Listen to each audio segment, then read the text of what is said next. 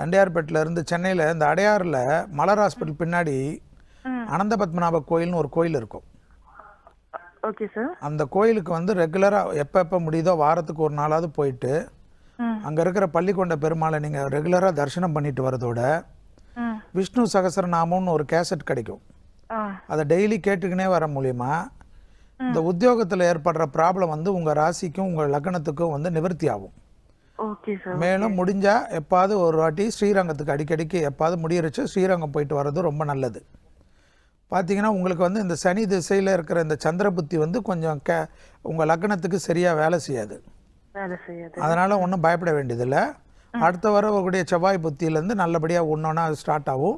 But இருந்தாலும் இந்த பள்ளிக்கொண்ட பெருமாள் வந்து சென்னையிலே அடையாறில் அனந்த பத்மநாப கோயில் இருக்கிறனால ரொம்ப விசேஷமான பரிகாரமாக உங்களுக்கு காணப்படுதுமா. மாதத்துக்கு ஒரு வெள்ளிக்கிழமையாவது ரெகுலராக அந்த கோயிலுக்கு போயிட்டு வர சொல்லுங்கள். போயிட்டு வரதோட முடிந்த அளவுக்கு பள்ளிக்கொண்ட பெருமாள் தரிசனம் வந்து ரொம்ப விசேஷமாக காணப்படும்.